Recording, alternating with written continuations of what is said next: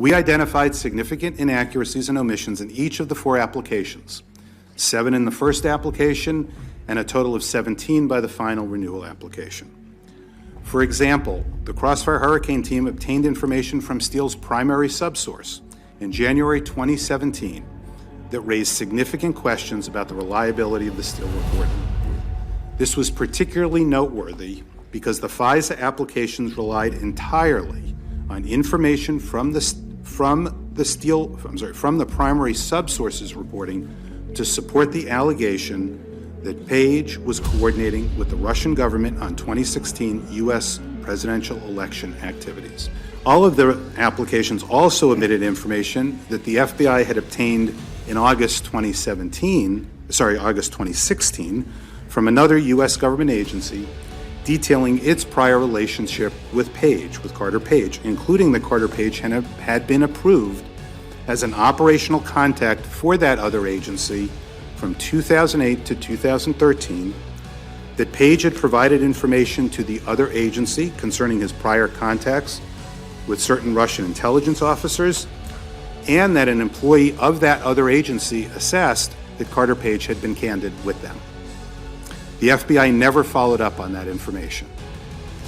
And the FISA applications made it appear as though the evidence supporting probable cause was stronger than was actually the case. If you read this document, the first thing you would think of is they got something on Donald Trump. It is stunning, it is damning, it is salacious, and it's a bunch of crap. Now, how the hell did this whole thing start? What got us here today?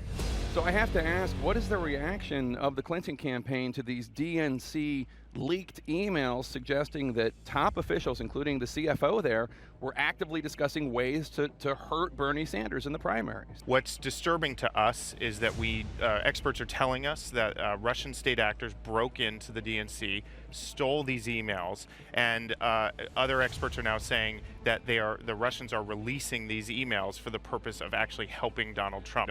You're basically suggesting that Russians hacked into the DNC and now are releasing these files through WikiLeaks to help elect Donald Trump. For a second day, Hillary Clinton's campaign manager, Robbie Mook, accused Russian President Vladimir Putin of meddling in the U.S. election. What the experts said when this breach initially happened at the DNC was that they believed that it was Russian state actors. The experts he's citing include an outside group hired by the DNC to investigate the cyber intrusion. Neither the Clinton campaign, the White House, nor lawmakers briefed on the hack definitively linked the leak to the Russian government today. And what I've suggested, if now, because he's the nominee for the party, and he's entitled to briefings from the CIA, for example, I said publicly, give him fake briefings. Pretend you're briefing him. Don't tell him anything. It happened that it was your sister, who is the Democratic National Committee consultant, Alexandra, got an alarming message, and her emails had been hacked during this scandal.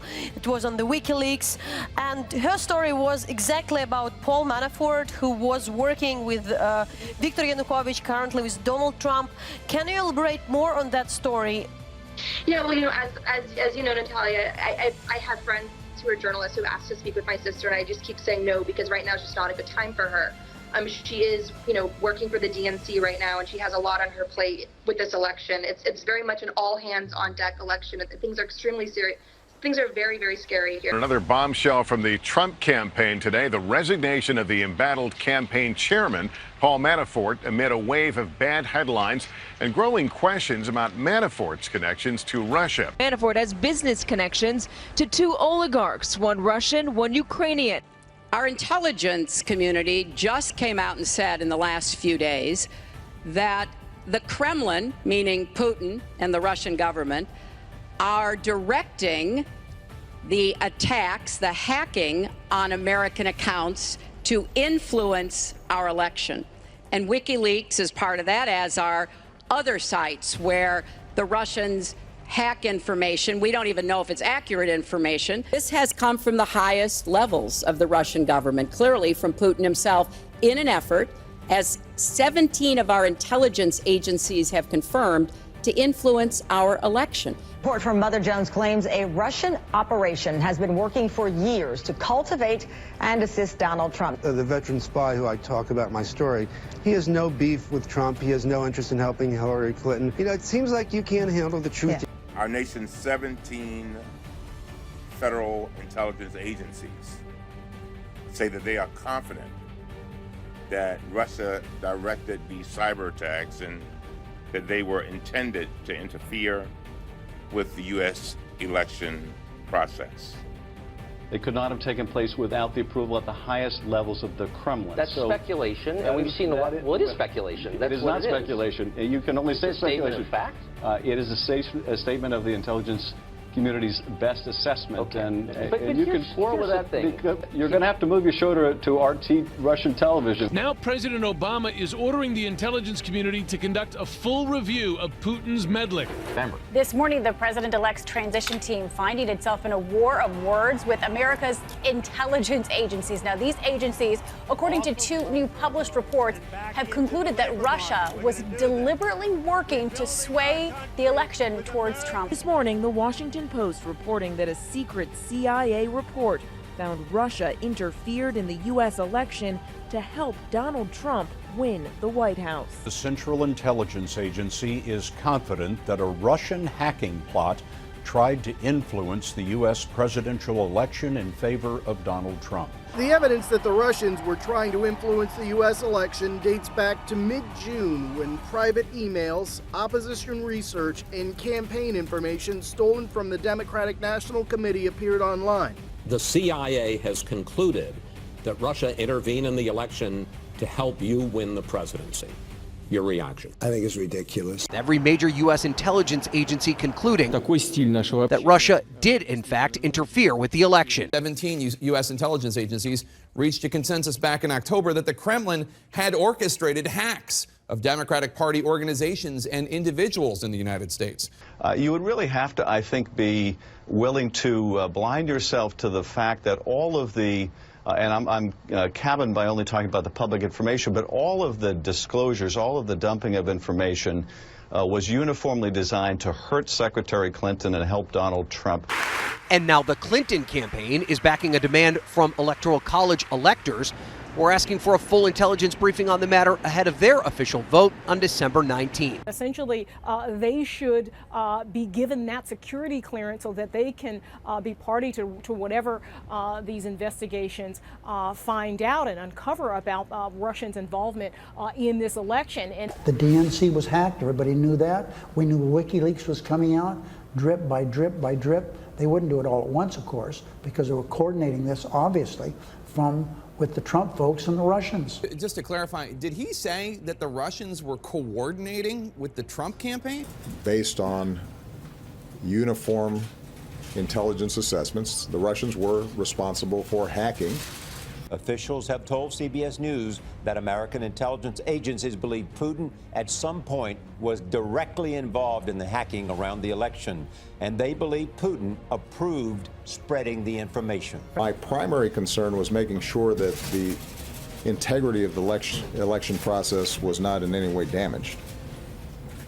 At a time when anything that was said by me or anybody in the White House would immediately be seen through a partisan lens. I wanted to make sure that everybody understood we were playing this thing straight, that we weren't trying to advantage one side or another. Today, the private cybersecurity company that first uncovered the DNC hack unveiled new details that they claim confirm the Russian military intelligence service was behind the computer breach. Here to explain all of this is Dmitry Alperovich. He's the co-founder of CrowdStrike, the company that did the investigating. We want to point out, and we said earlier, your company was the one that uncovered this in the first place. You were working for the Democratic National Committee. Are you still doing work for them? We're protecting them going forward. The investigation is closed in terms of what happened there, but certainly we've seen that campaigns, political organizations are continuing to be targeted, and they continue to hire us and use our technology to protect themselves. I ask you that because if there's any question of a conflict of interest, how do you answer that?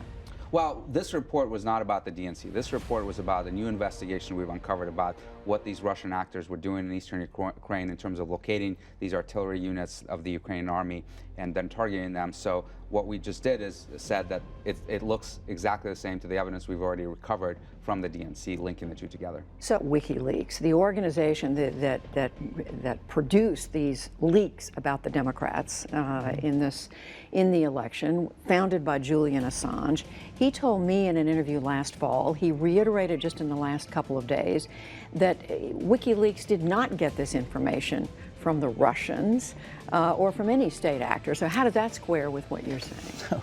Well, he's not exactly a bastion of truth and integrity. Russians did not give him the info. Assange told Fox News yesterday he was certain Russia wasn't behind the hacking. The intelligence briefing on so-called Russian hacking was delayed until Friday. Perhaps more time needed to build a case. Very strange. Intelligence sources tell CBS News the meeting was always planned for Friday. Take on the intelligence community. They have 6 ways from Sunday at getting back at you. This was a multifaceted campaign. The hacking, classical propaganda, disinformation, fake news. There is overwhelming consensus in the community and overwhelming evidence supplied by the community that Russia did engage in an effort to impact on the elections. Intelligence officials have concluded that there was some effort on the part of the Russian leadership to boost the Trump candidacy. The statement that was issued by the intelligence community in October of 2016, before the election, making clear that Russia was interfering in our election, represented the consensus view of 17 different intelligence agencies. That's not usually the way intelligence works. That kind of unanimity of opinion, particularly when the stakes are so high, is notable. I think it's an indication that the intelligence community is following more than their gut instinct. The heads of the FBI, CIA, NSA, and the Director of National Intelligence will meet face-to-face with President-elect Donald Trump today to brief him on their findings about Russian cyber attacks. Have you ever seen a dynamic like this where an incoming president or even a sitting president has expressed such an amount of distrust for the intelligence community? Matt, I've been in public service for over 50 years. I have never seen anything like this. U.S. intelligence has concluded that Russian President Vladimir Putin ordered his military to help Donald Trump win the election. Today, the Director of National Intelligence took the unusual step of releasing an unclassified version of an investigation that details computer hacking, propaganda, and fake news articles. The intelligence community says we have the proof. We have concrete evidence that links Russia to this DNC hacking.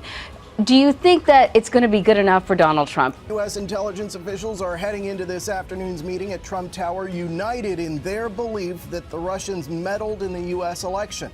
A senior law enforcement official tells CBS News simply, Russia did this. Now the question is whether Mr. Trump will believe that assessment. The report will also show U.S. intelligence agencies have identified the actors or go-betweens who delivered stolen Democratic emails to WikiLeaks and its founder, Julian Assange. The president-elect sitting down with the spy masters, America's most senior intelligence officials, hearing their unequivocal assessment that Vladimir Putin ordered the hack of the U.S. election with the intention of electing Trump. And still, Donald Trump doesn't seem to buy. I'll be honest with you, George. One of the things that I am concerned about is the degree to which we've seen a lot of commentary lately where there were Republicans or pundits or cable commentators who seem to have more confidence in Vladimir Putin than fellow Americans because those fellow Americans are Democrats. It is beyond time for the president-elect to accept the obvious. Everyone else has. And if this report and presentation was enough to convince him, nothing will be. Our forensics folks would always prefer to get access to the original device or server that's involved. So it's the best evidence. Were you given access to do the forensics on those servers? We were not. We were a highly respected private company, eventually got access and shared with us what they saw there. I committed to President-elect Trump that my administration would ensure the smoothest possible transition, just as President Bush did for me. Is it common for the president or the president-elect to be briefed on something that has not been verified? Is that common? So it is not common. It's uncommon. But you just published fake news. We just published a dossier. No, I think that's a really... Why is that not a why is that an unfair description? This was a real story about a real document that was really being passed around between the very top officials of this country. U.S. officials believe that, saying they think Putin ordered the hacking of the Democratic Party in part because he feared Clinton would be tougher to deal with than Trump. Donald Trump likened them to Nazis in an early morning tweet and later at his first post-election news conference. It all started back during the campaign when a former British intelligence officer acting as a private investigator asked his Russian sources for dirt on Mr. Trump. He collected 35 pages of it, including tales of financial and sexual misbehavior, but no evidence that any of it was true. U.S. intelligence then condensed the private eye's notes and gave them to the president-elect, and the leaders of Congress. The chief of the DNI, James Clapper, says, and I wanted to quote him, he said, "The intelligence community has not made any judgment that the information of this document is reliable, and we did not rely upon it in any way for our conclusions." Given that they have no judgment as to whether it's reliable, would you have included it in your briefing? Clapper made clear he does not believe that the leak of a 30-page list of unverified activities came from the intelligence community. In fact, he said it is not a U.S. intelligence document. It's all fake news. It's phony stuff. It didn't happen. President-elect Donald Trump forcefully denied he or his campaign staff were influenced by the Russians, directing his ire at U.S. intelligence. I think it was disgraceful that the intelligence agencies allowed any information that turned out to be so false and fake out. That's something that Nazi Germany would have done and did do. As for that former British spy, authorities tell ABC News tonight he's considered a trusted source who's been helpful with past FBI investigations. The Senate Intelligence Committee now says it will investigate possible links between Trump's campaign and Russia. And I was put in touch with a former counterintelligence officer, not an American, from an American intelligence service, but from a Western intelligence service, came to the conclusion from talking to his sources that for years, for 5 years or so, Russian intelligence had an active program to, as he put it, co-opt or cultivate Donald Trump. U.S. investigators say that they have corroborated some of the communications detailed in a 35-page dossier compiled by a former British intelligence agent. The FBI and U.S. intelligence agencies are looking into whether Trump campaign officials and other associates had repeated contact with and coordinated with Russian intelligence before the election. The FBI is already investigating Russian ties of some former Trump campaign officials, including one-time campaign manager Paul Manafort. Also included in the FBI's investigation, former Trump campaign chairman Paul Manafort. I was urging my former colleagues and frankly speaking, the people on the Hill, it was more actually aimed at telling the Hill people, get as much information as you can, get as much intelligence as you can before President Obama leaves the administration, because I had a fear that somehow that information would disappear with the senior people who left. So it would be hidden away in the bureaucracy, that the Trump folks, if they found out how we knew what we knew about the Trump staff's dealing with Russians, that they would try to compromise those sources and methods, meaning we would no longer have access to that intelligence. So I became very worried because not enough was coming out into the open, and I knew that there was more. We have very good intelligence on Russia. So then I had talked to some of my former colleagues, and I knew that they were trying to also help get information to the Hill. A lot going on today. Yeah. Mark That's why you have the leaking. Exactly. People are worried. Just found out that Obama had my wires tapped in Trump Tower. Nothing found. Minutes later, he asked, is it legal for a sitting president to be wiretapping a race for president? A new low. No president can order a wiretap.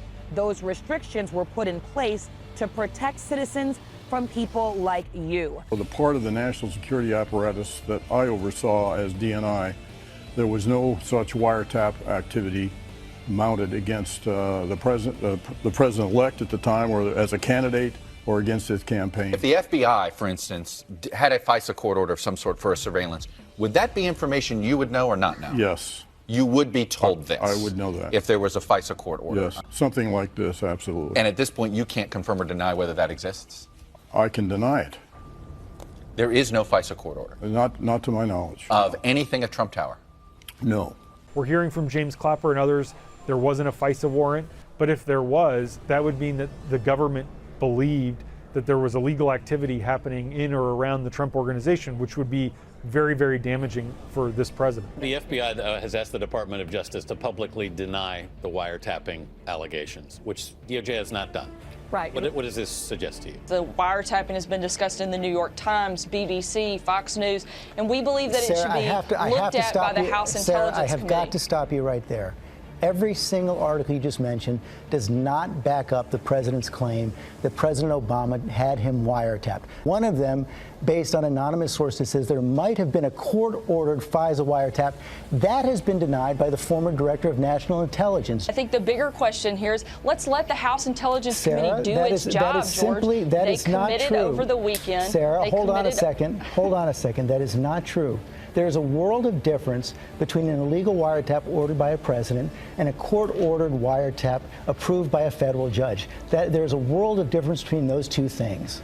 The people in the media continue to report a false narrative that there are connections between the Trump campaign and the Russians when there simply aren't. All we're asking is the same fair deal here, that the House Intelligence Committee is given the opportunity to investigate, review this, and see if there's anything there, Sarah, which we believe there is. It is not a fact that this has been done. You do not know that it is a fact that this has been done, and that has been denied by President Obama, by the former director of national intelligence, and now we know as well by the FBI director. They are all saying it did not happen. So is the president calling all three of those individuals liars? Do you think he just made this up? That's what I think. Yeah. What do you think he did? Yeah. There's no evidence of it. And Chris, if there was any sort of wiretapping, it's because the FBI and the Department of Justice got a federal judge to sign off on it, which means he's in real trouble. With respect to the president's tweets about alleged wiretapping directed at him by the prior administration, I have no information that supports those tweets, and we have looked carefully inside the FBI. The Department of Justice has asked me to share with you that the answer is the same for the Department of Justice and all its components. The FBI, as part of our counterintelligence mission, is investigating the Russian government's efforts to interfere in the 2016 presidential election. And that includes investigating the nature of any links between individuals associated with the Trump campaign and the Russian government, and whether there was any coordination between the campaign and Russia's efforts. There is circumstantial evidence of collusion. There is direct evidence, I think, of deception. And the way I've described it is there is circumstantial evidence, certainly, of collusion or coordination. There has been direct evidence of deception, but you can certainly prove many cases on the basis of circumstantial evidence, so people shouldn't underestimate the power of that. I recently confirmed that on numerous occasions the intelligence community incidentally collected information about U.S. citizens involved in the Trump transition. Details about U.S. persons associated with the incoming administration, details with little or no apparent foreign intelligence value, were widely disseminated in intelligence community reporting. Third, I have confirmed that additional names of Trump transition team members were unmasked. And fourth and finally, I want to be clear, none of this surveillance was related to Russia or the investigation of Russian activities or of the Trump team. I think it gravely concerning to the members of the committee that the chairman would receive information that is pertinent to the scope of our investigation, and instead of sharing that information with the committee, would share that information with the White House. All you have right now is a circumstantial case. Actually, no, Chuck. I can tell you that the case is more than that, and I can't go into the particulars, but there is more than circumstantial evidence. Despite the unanimous conclusion of the 17 entities that make up the U.S. intelligence community that the Russian government sought to sow discord in our political process and undermine the Clinton campaign, there is a seeming hesitancy to dig too deeply into possible collusion. I never mentioned leaking. I never mentioned hacking. So all I was saying to the Obama people and to the people on the Hill was make sure you share the data, the facts, whatever facts you have on this. And it wasn't advocating for anybody tapping, leaking, spying, anything of that nature. If we are going to look at whether proper immunization procedures were followed vis-a-vis the transition team, we can't have a member of that transition team, I think, doing the oversight.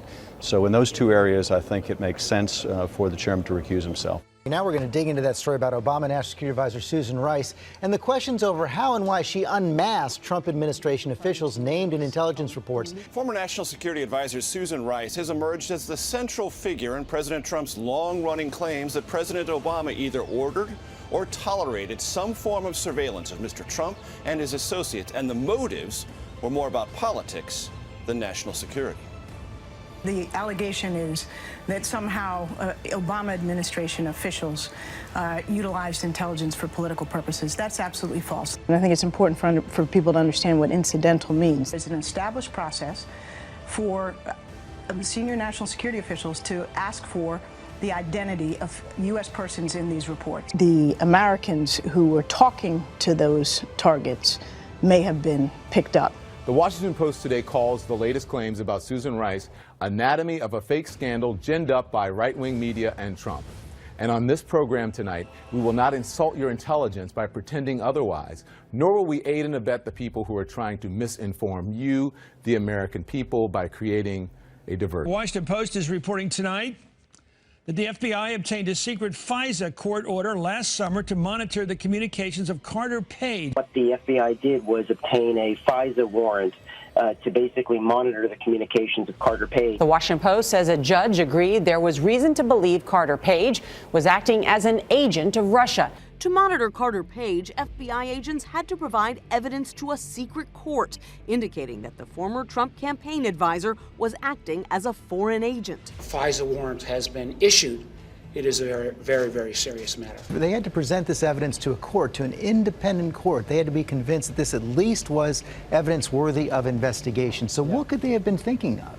Well, there was tons of false evidence, whether primarily related to that dodgy dossier, which Senator Harry Reid last August sent to Director Comey. The FBI used a controversial dossier of alleged contacts between President Trump and Russian agents as evidence for a secret surveillance warrant. Tonight, CNN has learned that British and European intelligence intercepted communications between Trump associates and Russian officials and other Russians known to Western intelligence during the U.S. presidential campaign, and shared those communications with their U.S. counterparts. The FBI Director James Comey has cited the dossier in some of his briefings to members of Congress in recent weeks as one of the sources of information that the Bureau used to bolster its investigation. As you know, the IC was a coordinated product from 3 agencies, CIA, NSA, and the FBI, not all 17 components of the intelligence community. The 24 or so analysts for this task were hand-picked, seasoned experts from each of the contributing agencies. The president informed Comey that he's been terminated and removed from office. President Trump, it says, acted based on the clear recommendations of both the Deputy Attorney General, Rod Rosenstein, as well as the Attorney General, Jeff Sessions. An enormous abuse of power by the President of the United States. The FBI creating a special unit in Washington, not at the Washington field office, but at Washington FBI headquarters to oversee this investigation overall. That does not happen with every investigation. That does not even happen with any major investigation. Even as of last night, he was saying, if it is the Russians, if we don't know it's the Russians, 17 intelligence agencies said it was the Russians. I think in many ways our institutions are under assault, both externally, and that's the big news here is the Russian interference. That the director all but confirmed the fact that the Bureau relied on the dossier to obtain a FISA warrant. Remind viewers why that would be so significant. Well, it would be significant because it would show that not only did the Bureau believe that the dossier had some credibility, but that a federal judge found probable cause to believe that somebody was an agent of a foreign power, and they predicated that on the veracity of that dossier. I've helped both the FBI and CIA on other things in the past. We've had tens of hours of discussions, and I've spent a lot of time in Langley previously. So Wait, it's been an ongoing dialogue. Why have you been spending a lot of time with the FBI and CIA over the years? Sometimes you're asked. I mean, I think it's pretty well known. No, not sometimes you're asked. I've never. Why, asked for what? Why? It is very often the agencies ask for background on things that are happening around the world, and very often I've offered insight. We have major breaking news right now. The U.S. Justice Department has just named a special counsel in the Russia investigation. Let's go right to our justice correspondent, Pamela Brown. This is huge, Pamela. This is a significant step. We are learning that the Deputy Attorney General Rod Rosenstein has appointed former FBI Director Bob Mueller to now oversee the Russia probe and look at the possible connections between Trump campaign associates and Russia. As I mentioned in my opening statement, I was convinced in the summer that the Russians were trying to interfere in the election. And they were very aggressive. It was a multifaceted effort. And I wanted to make sure that we were able to expose as much of that as possible. Did you find direct evidence of collusion between the Trump campaign and Putin in Moscow while you were there? By the time I left office on January 20th, I had unresolved questions in my mind as to whether or not the Russians had been successful in getting U.S. persons involved in the campaign or not to work on their behalf, again, either in a witting or unwitting fashion. Do you solemnly swear to tell the truth, the whole truth, and nothing but the truth, so help you God? When I was appointed FBI Director in 2013, I understood that I served at the pleasure of the President. Even though I was appointed to a 10-year term, which Congress created in order to underscore the importance of the FBI being outside of politics and independent, I understood that I could be fired by a president for any reason or for no reason at all. So I asked a friend of mine to share the content of the memo with a reporter. In a remarkable admission, Comey revealed he did it to impact the investigation he was no longer in charge of. I asked him to because I thought that might prompt the appointment of a special counsel.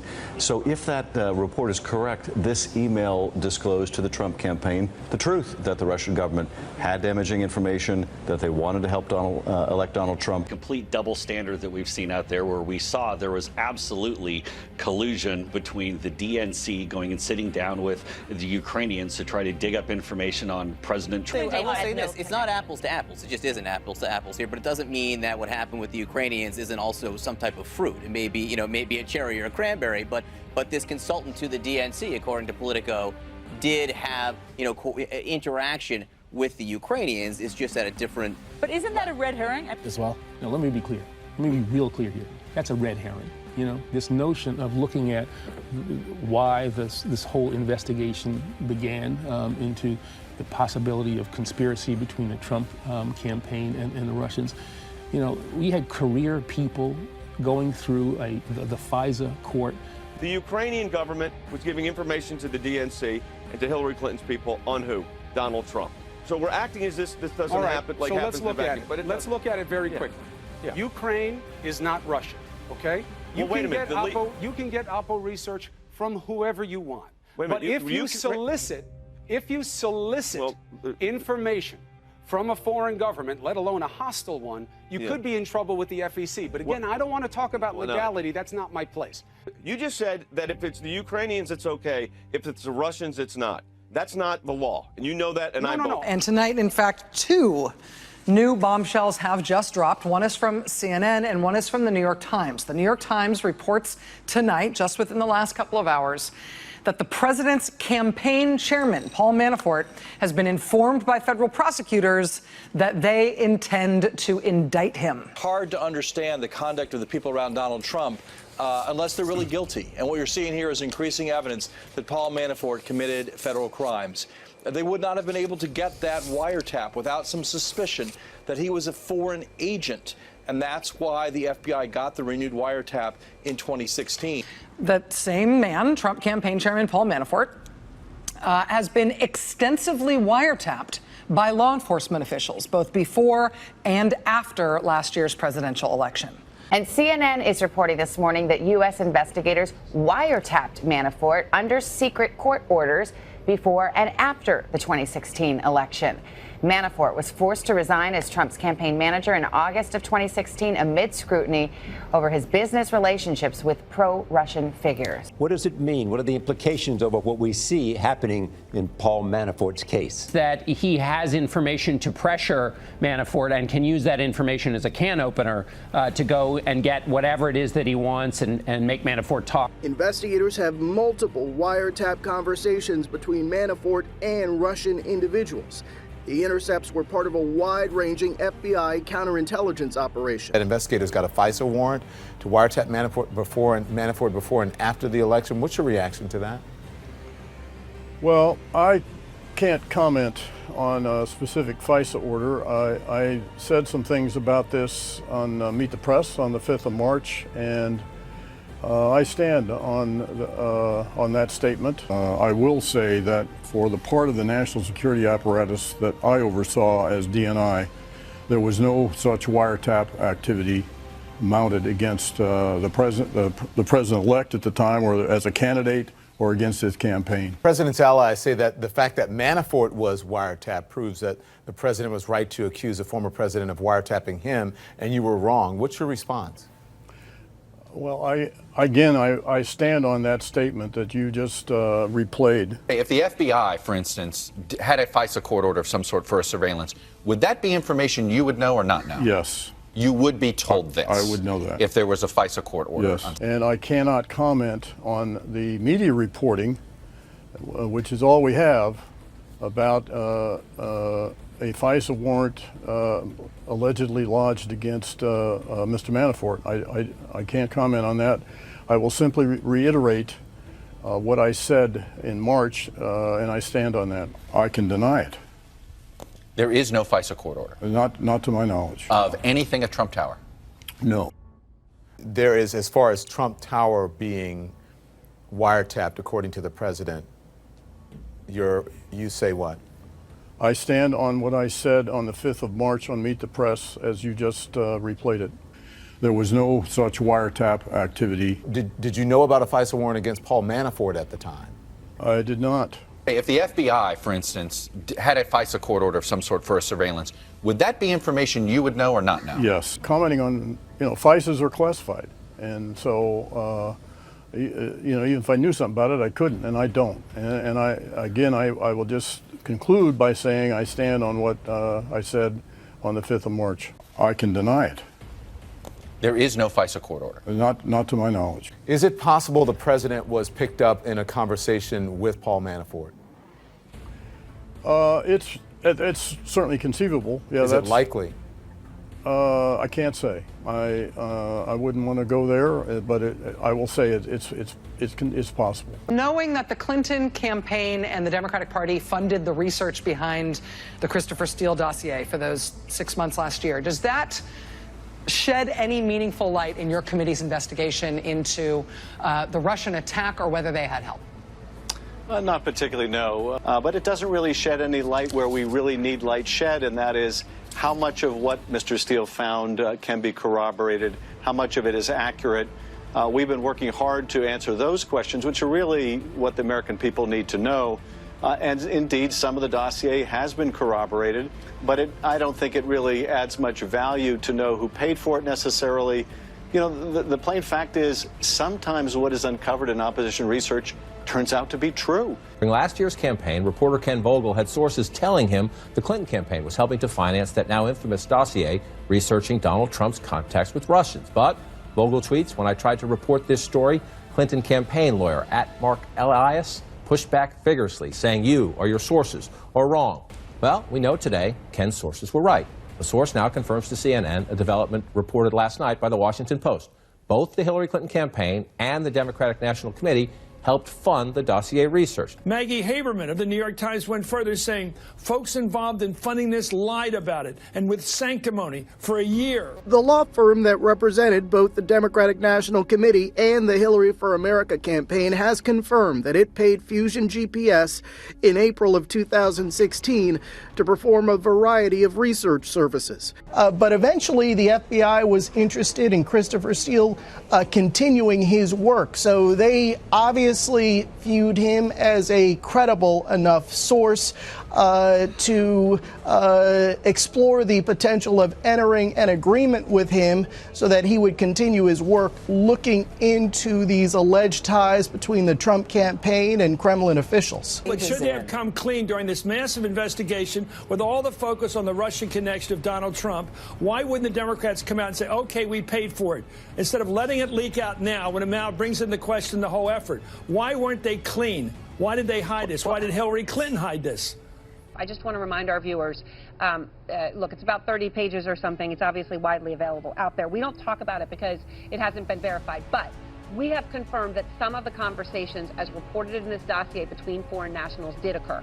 So some things in it appear to be true. Others are completely uncorroborated at this time. We've heard from our sources that there are parts of this dossier that investigators are using as sort of a roadmap as they try to unravel some of these alleged connections between the Trump campaign and Russian operatives or Kremlin officials. And so this is a document that, while some of it may remain uncorroborated, there are aspects of it that investigators are finding to be quite credible. What do you know about any warrants that might have been obtained on the basis of unverified information in the dossier?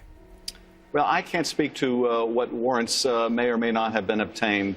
What I can tell you is, the key thing from an investigative point of view is not who began the dossier or what do we think about Christopher Steele, but rather what are we able to prove in terms of Russia's intervention.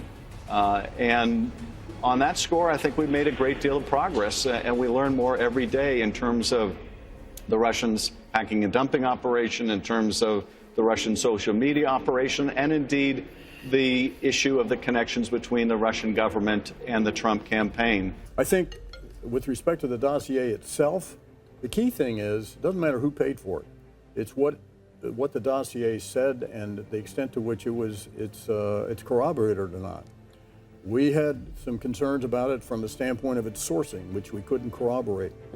But at the same time, some of the substantive content, not all of it, but some of the substantive content of the dossier, we were able to corroborate in our intelligence community assessment, which from other sources, in which we had very high confidence level. So when the president just refers to it as fake dossier, that is false. I don't think that's the accurate characterization for the entirety of the dossier. It is the biggest break in the case yet, the strongest evidence yet of possible collusion, with details of how this Trump campaign advisor, 30-year-old George Papadopoulos, worked with suspected Russian agents and then denied it to the FBI. Are you seeing the possibility of collusion here? Are you seeing the possibility of collusion be heightened by these revelations? Or are you looking at this and saying, I see collusion right now? Well, we certainly see a willingness on the Trump campaign at the highest levels to accept the Russian government's help to collude in that way. And about this development that he's now been cooperating these last several weeks with the FBI, what does cooperating mean? Would we see a wiretap or other techniques they usually use? Well, it's standard practice, David, for the FBI, whenever they get someone like this, an alleged conspiracy to secretly cooperate, to have them engage others and even wear a secret recording device, a wire. We don't know if that happened here, but it would hardly be unusual, David. Well, a top FBI agent suspected of sending anti-Trump messages is no longer part of the team investigating Russian interference in the election. Special counsel Robert Mueller removed the agent over the summer, but we are just now learning about the move. Well, Peter Strzok is a top FBI investigator who's been working alongside Special Counsel Robert Mueller. He also was a key player in the investigation into Hillary Clinton's use of a private email server. But it was revealed that he sent politically charged text messages to another member of Mueller's team, Lisa Page, who's an FBI lawyer. After this, he was removed from the Mueller investigation, and he now works in the FBI's HR department. Well, Jake, sources we have learned from tell us that the electronic records show that Peter Strzok changed former FBI Director James Comey earlier draft language describing Clinton's actions in handling classified materials from, quote, grossly negligent to extremely careless. His attacks on the intelligence community, on the assessment, the attacks on the media. This is an effort to, again, try to undermine those quarters that could pose a serious threat to him. Also, I think it shows the insecurity that he still feels about the election. and how Russian interference may have contributed, in fact, to that election. So I think there's a combination of factors that are motivating the president at this time. Do you know of any compromising material that the Russians might have on him? I have shared everything I know with the intelligence committees. That's not a no or a yes, because we're not privy to the information that you gave to the intelligence committees. That's true. Okay.